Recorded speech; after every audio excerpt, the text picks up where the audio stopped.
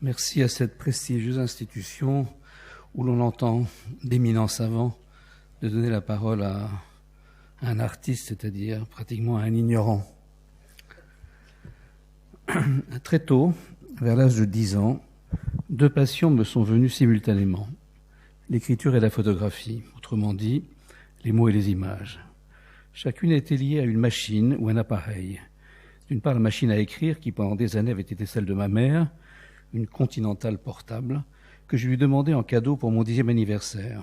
Et d'autre part, l'appareil photo, un Rolleiflex, que j'empruntais à mon père en même temps que le manuel d'utilisation de la marque, où une photo de nu, féminin, me troublait, bien que la nudité fût pudiquement et artistiquement voilée par un filet de pêcheur.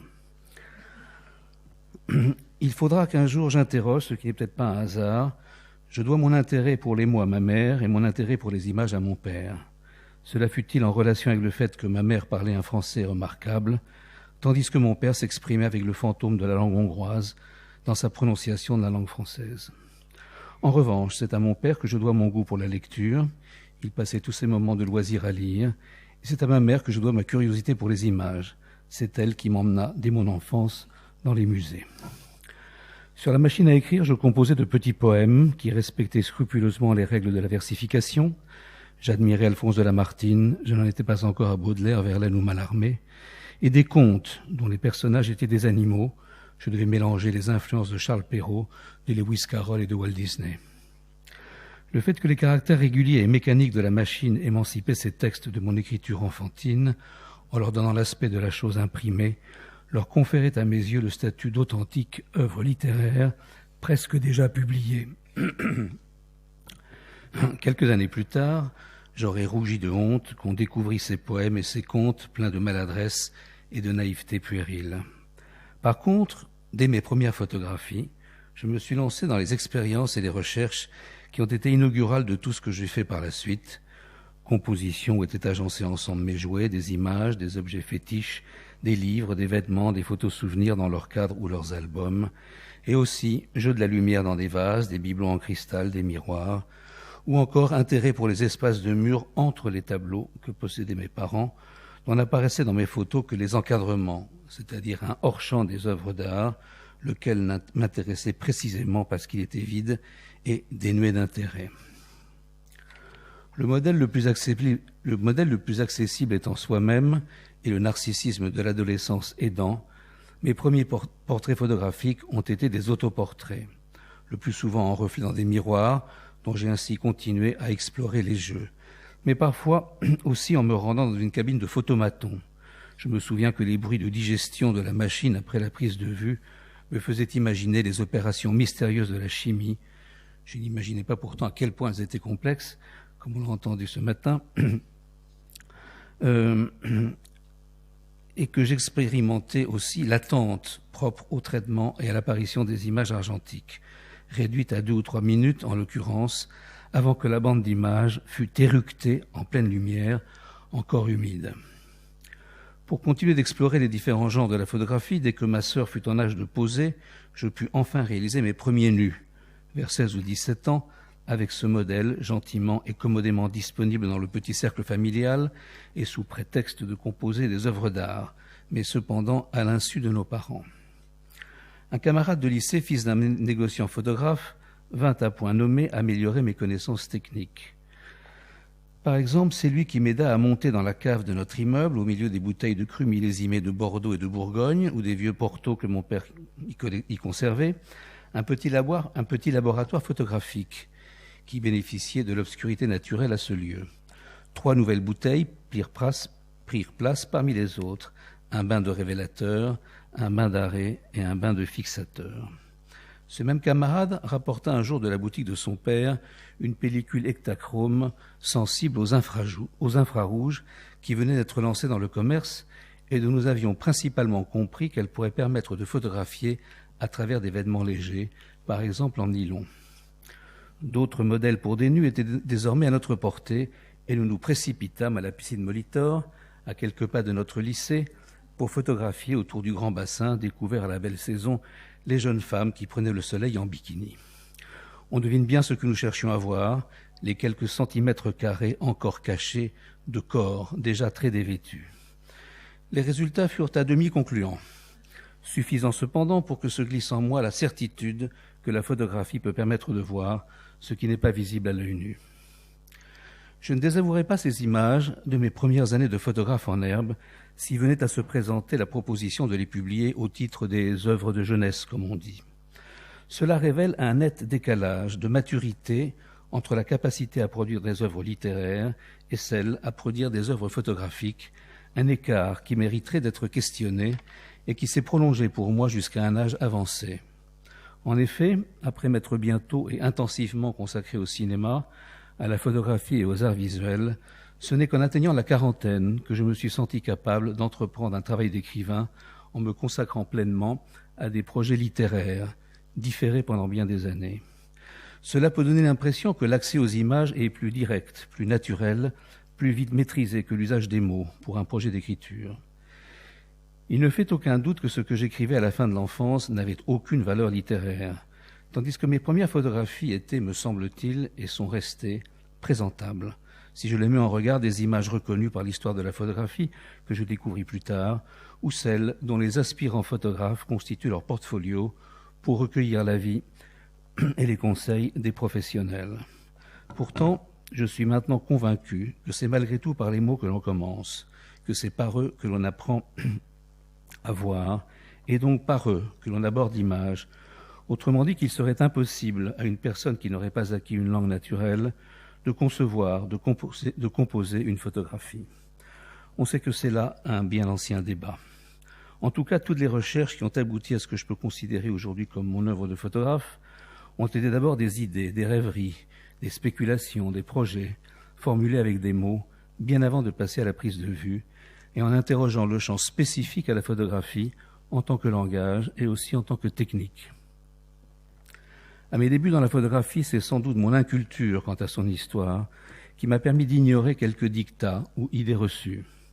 Par exemple, je n'ai jamais considéré comme inspirante, stimulante, une caractéristique pourtant évidente, aussi évidente que la fixité, ni la notion d'instant décisif, chère à Henri Cartier-Bresson. Et mes recherches m'ont vite conduit à inscrire dans mes images la trace du mouvement et le dépôt du temps, grâce à des stratégies, à des expérimentations et à des techniques diverses, dont certaines relèvent du bricolage. De la même façon, j'ai été moins inspiré par le constat indiscutable que la photographie est liée à la mort, toute image renvoyant inéluctablement à ce qui n'existe déjà plus, ne serait-ce que depuis une seconde après qu'elle ait été prise, que par son pouvoir d'apparition, de réapparition, de reconvocation, de revenance. Essentiels pour moi ont été l'exploration, l'exploitation de cette propriété des images photographiques d'être projetables, de quitter leur support d'origine pour apparaître n'importe où, premier cas dans l'histoire de l'art et des représentations, si l'on accepte les lanternes magiques, dont l'importance et l'intérêt sont restés anecdotiques. Cette projection, ce transfert sont déjà au cœur du procédé de l'inversion, c'est-à-dire du tirage positif sur papier à partir d'un négatif placé dans un agrandisseur, dont le nom est d'ailleurs trompeur, car il s'agit d'abord d'un projecteur. Mais il est vrai que c'est dans cette opération qu'apparaît la capacité d'une image photographique à changer de format, à être agrandie ou recadrée ou interprétée dans ses valeurs et ses contrastes, autres particularités qui lui sont propres. Le cinéma, en faisant de la projection en salle obscure son dispositif unique et spécifique de diffusion et de perception, a pu faire oublier qu'avant lui, et à partir d'un identique support argentique, la photographie est elle aussi projetable. Les séances de projection en famille ou entre amis, des diapositives prises au cours des dernières vacances, surtout si ce fut dans un pays exotique, sont restées un phénomène insignifiant, sauf pour les sociologues cependant, et le plus souvent le souvenir de moments fastidieux et d'images banales abusivement imposées en partage. Or, cette projectabilité, excusez-moi du néologisme, de l'image photographique lui permet d'apparaître n'importe où, pas seulement sur un écran, et d'être ainsi refotographiable, autre forme de cette reproductibilité, par ailleurs si abondamment commentée et théorisée. J'ai multiplié les recherches, les expériences sur le principe de la photographie projetée et du résultat de cette projection refotographiée. Et je n'ai pas encore épuisé les dispositifs et les configurations possibles. Tant que les pellicules diapositives seront produites, mais la diversité des émulsions ne cesse de se réduire, je continuerai donc de placer les photographies dans un de ces vieux projecteurs qui firent le beau jour des conférences illustrées, des diaporamas et des leçons des maîtres d'école. Ces projections de photographies vers toutes sortes de surfaces susceptibles de faire écran, pour qu'elles y apparaissent, et à travers divers dispositifs intermédiaires, comme par exemple l'interposition de miroirs mobiles, ou fragmentés ou flottants, sont celles d'images de tout ce que la photographie peut enregistrer ou reproduire, y compris les œuvres des autres arts visuels. Ainsi, une Vénus de Velázquez ou du Titien, photographiée, devient une photographie à part entière, et ce qui à l'origine était une peinture, à jamais fixée sur son support, devient une image projetable, transportable, agrandissable, susceptible d'apparaître sur toutes sortes de surfaces, de décors, et même de les éclairer de sa propre lumière. Je vais bientôt revenir sur ces quelques points en les illustrant par des exemples, non plus grâce à un projecteur de diapos, comme les conférenciers de jadis, explorateurs de retour d'une expédition aux sources de l'Amazone, par exemple, mais grâce à la technique de la vidéoprojection, ici présente, que les images électroniques ont inventée en imitation de la projection photographique cinématographique et pour s'évader de l'écran cathodique. Mais auparavant, et pour souligner d'avance ce qui va apparaître dans ces images, il me faut dire encore mon désaccord avec celui qui fut un de mes maîtres, bien cher, Roland Barthes, lorsqu'il instaura le lien obligatoire entre une image photographique et un « ça a été ». Certes, ce lien est incontestable dans une majorité de photographies, mais une bonne partie de mes œuvres de photographe sont des images de quelque chose qui n'a jamais été, qui n'a jamais eu lieu, qui n'a jamais été visible à l'œil nu, et ce résultat, je le précise, ayant été obtenu directement à la prise de vue, car je n'ai pas été intéressé par les manipulations ou les trucages ultérieurs. Avant, je le précise aussi, quelques expériences en photographie numérique via Photoshop. Avec une pratique aussi peu orthodoxe en apparence, je reste pourtant convaincu que je n'ai cessé d'explorer le champ spécifique à l'image argentique et peut-être de questionner ainsi la photographie comme une image paradoxale. Une image fixe qui garde la mémoire est comme la cicatrice du mouvement, une image perceptible dans l'instant et cependant lisible dans un déroulement temporel et narratif, une image où se cache une réalité matérielle et une irréalité de l'événement. La première série de photographies de mon travail d'artiste, où se retrouve le corps féminin dans une place centrale qu'il n'allait plus quitter, et où j'exploite la projection, est celle des corps-écrans, 1970. Sur un modèle nu, j'ai projeté des diapositives de murs lézardés, de palissades, d'écorces, d'affiches lacérées, de portes métalliques rouillées. Le résultat est très différent d'une surimpression ou du sandwich d'une double exposition. Ils compressent l'un contre l'autre, le corps formant écran et l'image projetée, cette dernière apportant la texture et les couleurs de la surface, l'autre offrant le volume et le relief des contours. Ce corps, habillé d'une image, semble plus nu que nu. Cette série fut publiée dans le numéro 11 de la revue Zoom. Je vais maintenant évoquer les premiers travaux qui m'ont fait découvrir les jeux possibles avec des miroirs en mouvement, capteurs d'images, l'image projetée m'ayant bientôt tourné vers l'image reflétée. Ce sont des séquences sommairement narratives, comportant 3 ou 4 photographies. J'ai appelé celle qui apparaît « miroir-tiroir » en profitant d'un jeu de mots. L'association des deux termes si proches phonétiquement a-t-elle été à l'origine de l'idée ou s'est-elle plutôt imposée ultérieurement suite à la manipulation qui rendait ce titre si évident? Dans le va-et-vient d'un tiroir ouvert puis refermé, photographié en pose longue avec la traînée lumineuse de la main et de la poignée métallique, le miroir qui en tapisse le fond capte en reflet le fragment de corps d'un modèle qui pose près du meuble. De tiroir en tiroir ou de miroir en miroir, la totalité d'un corps apparaît, fixe au milieu du mouvement. Car si le miroir bouge en tant qu'objet animé d'une translation, le sujet qui s'y reflète peut rester immobile et net.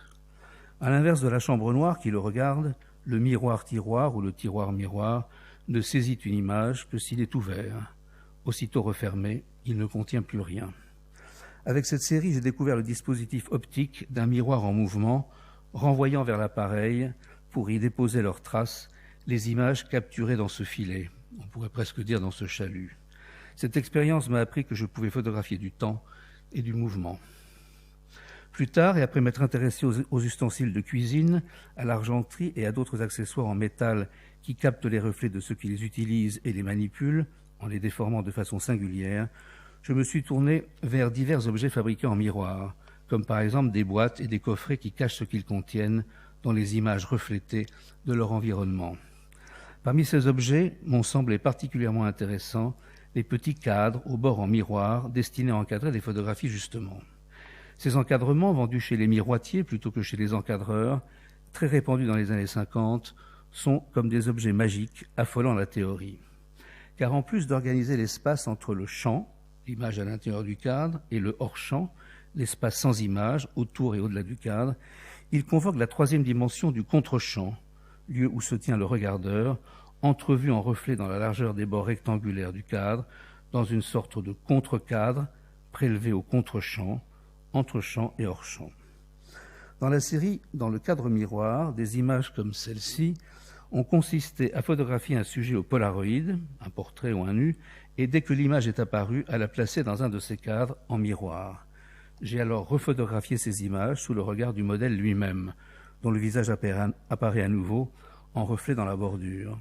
Entre le portrait encadré et le visage qui le regarde, reflété dans la largeur du cadre, 1 ou 2 minutes sont passées, temps de révélation de l'image, vieillissement des êtres entre les images. Simultanément à ces travaux, j'ai expérimenté de nombreuses façons de refotographier des images photographiques projetées. La série La Nuit des visages évoque également la relation de l'image au temps.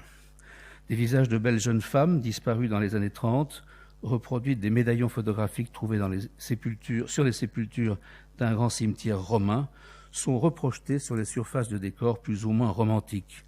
Ruines, vieux murs, sable d'un rivage, feuillage d'un arbre, etc., où ils réapparaissent comme des fantômes. Il s'agit bien ici du pouvoir de revenance de la photographie et d'images à caractère spectral.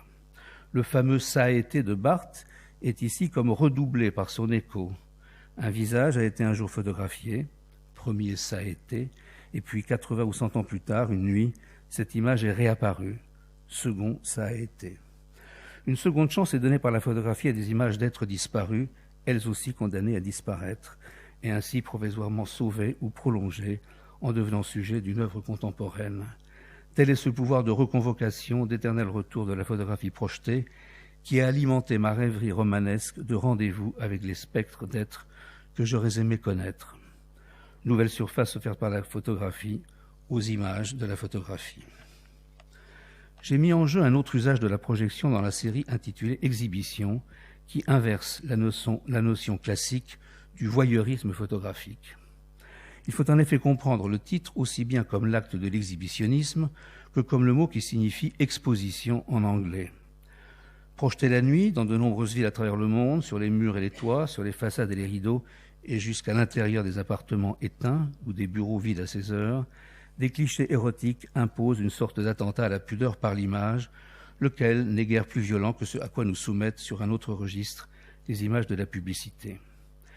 La photographie devient exhibitionniste, même si les images projetées ne sont que la représentation plutôt banale de la sexualité ordinaire et des fantasmes les plus répandus. Dans les images où sont refotographiées ces projections à grande échelle, se révèle une sorte d'imaginaire urbain de la nuit. Parmi d'autres lumières artificielles, la ville est ainsi publiquement éclairée par les images de ce qui, aux mêmes heures, se déroule dans l'obscurité et l'intimité de l'espace privé. C'est au croisement, ou plutôt à la conjonction, à l'articulation de l'image projetée et de l'image captée en reflet par un miroir, que j'ai effectué mes expérimentations et mes recherches les plus fécondes. Avec la série des Happy Days, laquelle démontre la capacité de la photographie à faire image de ce qui n'a jamais été visible, de ce qui n'a jamais été lieu, de ce qui n'a jamais eu lieu, et qui pourtant fait trace. Un petit jouet mécanique, évocateur des jours bienheureux de l'enfance, remorque sur le sol un miroir léger, sous le regard d'une chambre photographique, dont le diaphragme est resté ouvert en pose longue, la fameuse pose T des appareils anciens.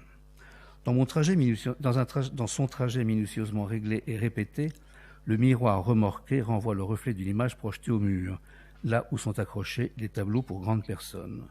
Sont ainsi saisis sous forme de traces, de traînées, suspendus entre un point de départ et un point d'arrivée, quelques nus célèbres de la grande peinture. Velázquez, Titien, Rembrandt, Rubens, Goya, Ingres, Manet, Renoir, puis d'autres femmes, pareillement kidnappées par la photographie, chez d'autres peintres, cette fois-ci pompiers ou académiques, puisqu'après tout, un beau modèle reste un beau modèle, non responsable de l'œuvre du peintre et de la place que celle-ci occupera dans l'histoire de l'art. C'est au sol, là où l'enfant fait évoluer ses jouets, qu'apparaissent les images que les adultes suspendent au mur. Deux espaces, deux âges de l'existence sont ainsi articulés. De telles images sont soumises à la réussite de bien des ruses, et le résultat n'apparaît qu'au laboratoire. Une grande différence avec la photographie numérique. Elle démontre l'idée qu'une photo est toujours la trace d'un ça a été. En l'occurrence, rien n'a été ainsi. La photographie a rassemblé à la surface d'une seule image la trace d'un événement qui s'est déroulé sur 1 ou 2 minutes, ce qui représenterait quelques 2500 photogrammes au cinéma. Le corps parcouru de la tête aux pieds, cadré par la fenêtre du miroir, est comme suspendu entre la première et la dernière image, et il est simplement déposé sur une image unique, où tout s'est fixé. La photographie n'est plus un instantané prélevé au réel, elle est du réel dans une fiction de temps. De telles prises de vue ressemblent au tournage d'un plan de cinéma, avec changement de mise au point, accompagnement par la lumière, début et fin d'une action, comme entre le moteur et le coupé. Mais ici, le temps que le défilement du film dans la caméra accompagne trop docilement est empilé, compressé et aplati sur une seule image. Du temps s'étale sur un espace. La photographie peut donc être considérée autant comme un art du temps que comme un art de l'instant, car mieux que le cinéma, trop mécaniquement soumis au temps, elle expose le temps et le dévoile en lui résistant, elle s'expose à ses blessures et nous en montre les cicatrices. Je vais maintenant évoquer rapidement, rassurez-vous, 4 séries de travaux qui seront mon ardente défense du procédé argentique, bien que j'ai créé et que je dirige une école marquée d'un fort tropisme vers l'imagerie numérique, puisque les images obtenues que je vais vous montrer ne pourraient en aucun cas, ni d'aucune façon, être réalisées avec les outils et sur le support de la photographie numérique. Dans la série Tout un film, une seule image, le négatif d'un film cinématographique en 35 mm ou en 16 mm pour celui qu'on voit, cette même pellicule qui, conditionnée autrement, est devenue le 24-36 en photographie, est déposée sur une feuille de papier photographique sous la lumière de l'agrandisseur, reprenant la technique des rayogrammes de Man Ray et de Laszlo Moholy-Nagy. Ainsi, une image photographique rassemble tous les photogrammes d'un film déposés par la pellicule formant des spires sur la surface plane du papier. Une fois de plus, la photographie devient la trace d'un mouvement, celui des images animées, et d'une portion de temps, celui d'un plan de cinéma. Ce fut une première approche de la photographie comme mémoire du cinéma. Mais c'est dans la série des écrans sensibles que j'ai poussé plus loin cette relation. Je résume le processus. Dans un premier temps, je conçois le scénario d'un petit film de cinéma d'une durée de 5 à 10 minutes que je tourne ensuite en 16 mm noir et blanc. Au cours d'une séance publique où les spectateurs se retrouvent dans une salle obscure, seulement éclairée par quelques ampoules inactiniques, le film est projeté sur un écran de 5 ou 6 mètres de base. Tout cela ressemble parfaitement à une séance de cinéma. Mais à la fin du film, la salle ne se rallume pas. Les assistants vont se livrer à une sorte de performance, équipée de balayettes aux longs manches, semblables à celles des colleurs d'affiches. Avec les produits traditionnels de la photographie argentique, contenus dans de grands bacs, ils vont révéler puis fixer une image en badigeonnant l'écran, lequel, contrairement à celui de la salle de cinéma, qui ne garde aucune trace des films projetés, est constitué de papier photographique, sensible à la lumière et aux images lumineuses. Peu à peu, une grande image apparaît, et c'est seulement quand elle est fixée que la salle se rallume. Les spectateurs découvrent alors une photographie noir et blanc d'une très grande taille, dont ils reconnaissent certains éléments qui sont apparus dans le film. Mais si le papier photographique a reçu la totalité de la projection du film, la trace, la mémoire qu'il en conserve est à la fois additive et soustractive. Jamais l'image qui est apparue n'a été visible dans le film. La configuration des personnages, des décors et d'objets est inédite. En effet, tout ce qui a été en mouvement dans le film n'a pas impressionné le papier photographique et a disparu, tandis que des personnages ou des éléments de décor qui sont restés fixes pendant quelques instants se retrouvent ensemble dans l'image finale. Et par exemple, 2 personnages qui n'ont jamais été en présence l'un de l'autre dans le film apparaissent côte à côte ou face à face et à jamais dans l'image qui a impressionné l'écran sensible. Ainsi, selon le scénario, la photographie devient une mémoire mensongère de l'histoire filmée ou au contraire une révélation de ce que le film avait maintenu caché et qui serait comme le secret ou la vérité de l'histoire. J'ai écrit de nombreuses œuvres sur ce principe sans avoir épuisé, loin s'en faut, tous les stratagèmes, tous les récits, toutes les configurations d'images qui, dans un film de cinéma, produiront sur le papier photosensible dont est fait l'écran un résultat à la fois strictement objectif, obtenu automatiquement du fait des lois de l'optique et du procédé photographique, est absolument fictionnel, jamais vu, jamais reconnaissable comme empreinte directe d'une réalité lumineuse.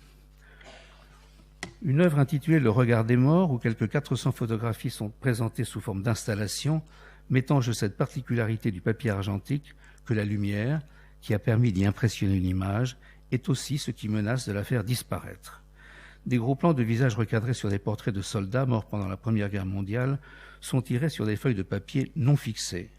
Plongés dans l'eau de cuvette de laboratoire et présentés dans une salle d'exposition en lumière inactinique, ces images, d'être disparues, sont elles-mêmes menacées d'une rapide disparition. On sait en effet que des images non fixées noircissent irrémédiablement s'ils sont exposés à la lumière. De tirage, pardon. La chimie de la photographie argentique, avec le rôle joué par le temps, tant de l'apparition et tant de la disparition, permet de mettre à vif cette relation si émouvante entre le destin des êtres et le destin de leurs images. J'ai aussi mis en jeu cette particularité des images argentiques non fixées, d'être maintenues en suspens entre révélation et disparition, dans une série de photographies sur les momies de la crypte des Capucins à Palerme et celle du cimetière de Ferentino en Ombrie. En considérant que la momie est une sorte de photographie d'un corps par lui-même, avec sa peau comme support de son image, et cette image qui crée l'illusion de sa survie étant déjà dissemblante et elle-même menacée, j'ai réalisé des compositions de 24 ou 36 photos de momies non fixées. Certaines étaient encadrées sous une gélatine rouge inactinique, d'autres étaient directement exposées à la lumière sous un verre neutre, transparent. Les unes continuaient de survivre, les autres finissaient par être gagnées par le noir au fil de leur exposition. Enfin, pour conclure, j'évoquerai quelques images où la photographie argentique est réduite à la plus élémentaire simplicité de son processus, à une sorte d'absolu dépouillement. Dans la série des plis et replis, je place sous la lumière blanche de l'agrandisseur, au laboratoire, une feuille de papier photographique que j'ai diversement pliée, de telle sorte qu'elle exposera certaines parties de sa surface, tandis que d'autres seront protégées à l'ombre d'un pli. Le procédé du rayogramme est ainsi réduit à son expression minimale, puisque non seulement il n'y a plus d'image négative projetée sur le papier par l'agrandisseur, mais plus aucun objet déposé sur la feuille. Le support photographique se photographie lui-même en quelque sorte, il se révèle par sa façon de recevoir la lumière, d'être impressionné par elle, en se livrant et en se masquant, en s'exposant et en se protégeant, grâce à cette simple propriété du papier d'être pliable. Il me semble que même si le procédé de l'image photographique est extrêmement fascinant et prometteur, même s'il est capable d'imiter par certaines équivalences ce que produit la photographie traditionnelle, ce qui a été largement démontré ici, une vérité, une authenticité du rapport de la lumière à son empreinte est obtenue sans contrefaçon possible par l'inépuisable magie de l'image argentique. Je vous remercie.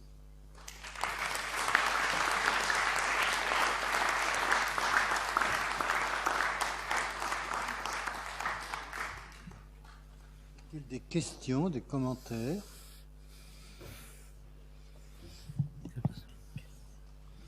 Oui, pardon, à droite.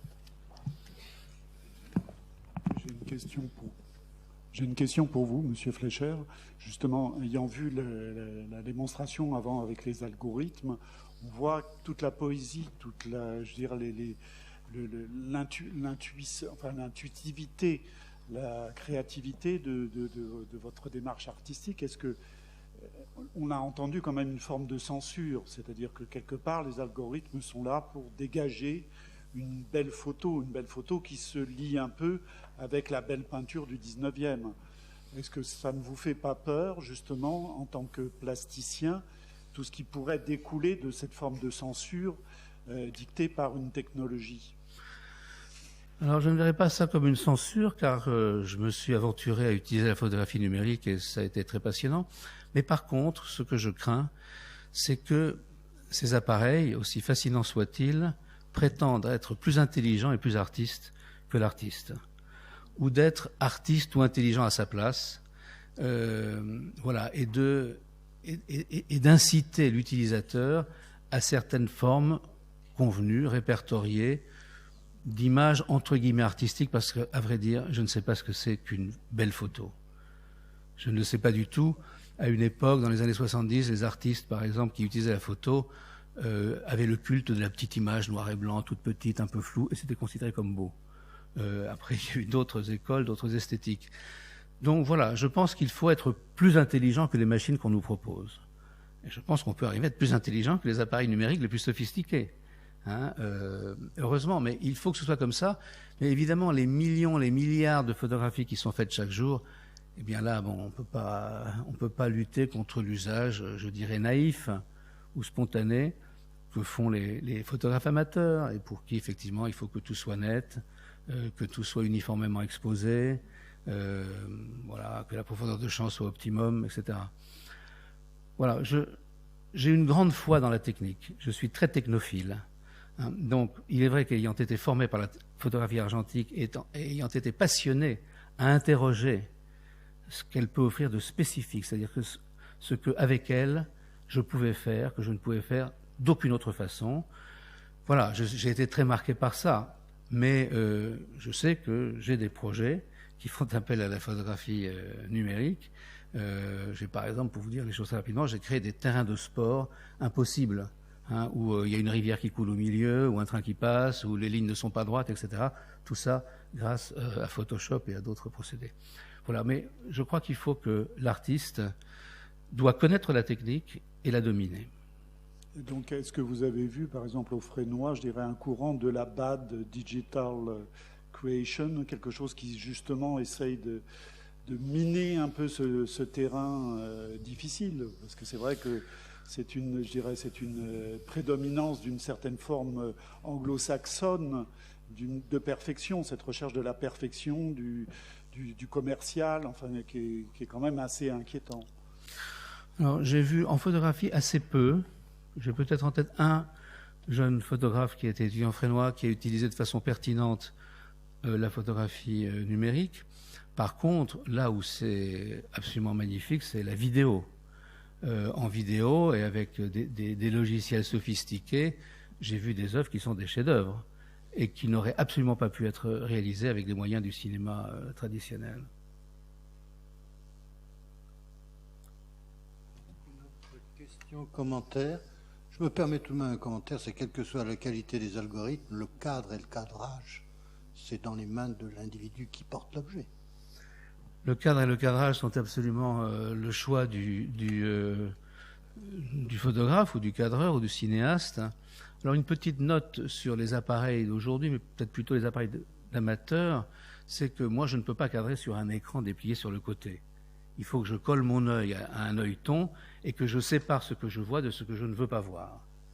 C'est-à-dire que de voir en même temps l'image qu'on va prendre et tout ce qu'il y a autour, et parfois dans une lumière qui rend l'image que je veux regarder pénible parce qu'elle est en plein soleil, ça me gêne beaucoup. Mais aujourd'hui, les appareils sophistiqués ont toute une visée aussi avec un œilleton. Ça, c'est essentiel, d'isoler le sujet de ce qui n'est pas le sujet, c'est-à-dire le champ du hors-champ. Question. Je voudrais que vous développiez un instant ce que vous nous avez présenté, cette image qui a été prise sur l'écran, que personne n'avait perçue, mais elle a été fixée parce que les personnages étaient immobiles, si j'ai bien compris. Or, tout à l'heure, l'un des conférenciers nous parlait d'un appareil photographique qui ne photographie que les objets en mouvement et nie ce qui est immobile. Alors, je me demande s'il n'y a pas un parallèle qui s'est établi entre une approche. Ça m'a tout à fait troublé, cette affaire d'un appareil qui ne repère et qui ne photographie que les objets en mouvement, mais c'est une sorte d'inversion des choses. En photographie, en gros, hein, si vous utilisez un appareil à l'ancienne, il faut une pause longue, par exemple, il y a peu de lumière, donc il faut que vous restiez immobile pour que ça impressionne la photographie. Si vous passez rapidement, vous allez disparaître de l'image. Alors, dans ces films, c'est des films de cinéma que j'ai conçus, évidemment c'est entièrement conçu pour la destination finale, c'est-à-dire j'ai conçu des actions où des personnages passent, vont et viennent. Ceux-là, je sais qu'ils ne seront plus dans l'image finale, ils auront disparu. Par contre, d'autres tiennent la pose, entre guillemets, on ne voit pas qu'ils tiennent la pose, mais ils sont assis à une table ou ils écrivent quelque chose, et ces quelques secondes suffiront à impressionner l'écran.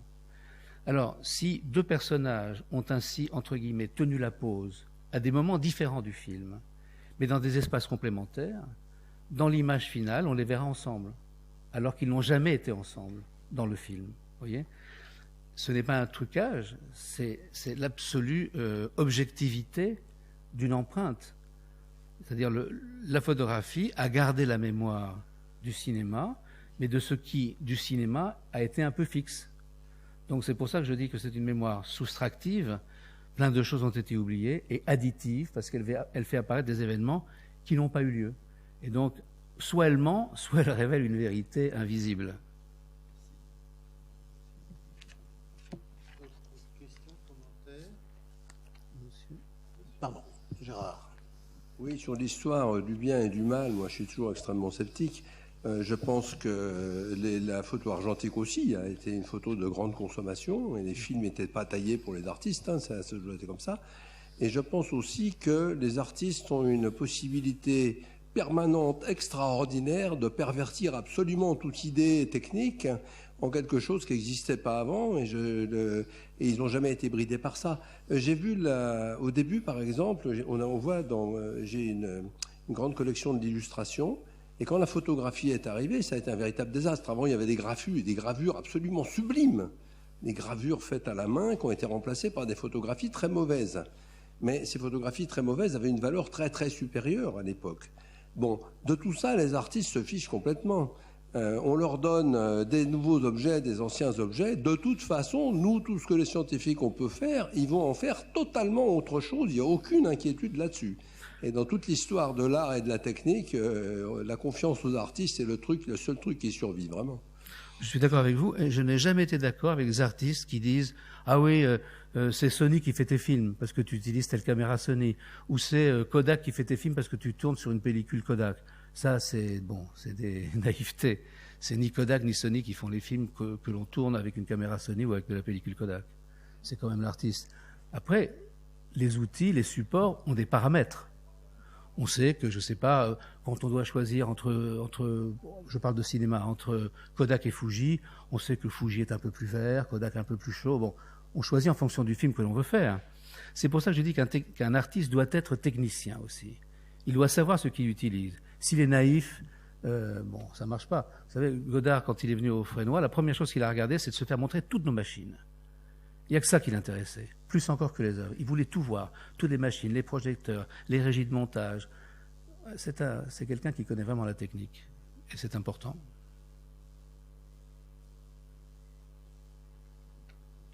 Bien, s'il n'y a... Ah, pardon. La dernière question, avant de passer... Merci. Walter Benjamin, dans son ouvrage sur l'œuvre d'art à l'époque de la reproductibilité, qu'il a écrit dans les années 20, explique comment l'œuvre passe d'un statut cultuel dont l'accès était limité à un certain nombre d'élus à un statut culturel. Et on est entre la révolution russe, l'apparition du communisme et la montée du nazisme. Et on sait ce qui est advenu de Walter Benjamin. Il préfigurait la diffusion des images, etc. Qu'est-ce que vous pensez aujourd'hui de cette profusion d'images? Il me semble qu'on est passé dans une nouvelle phase où à la fois il y a une multiplication d'images illimitée, et en même temps que la reproductibilité de ces images va être finalement assez réduite, ensevelie par le nombre. Alors, effectivement, il se produit chaque jour des millions d'images.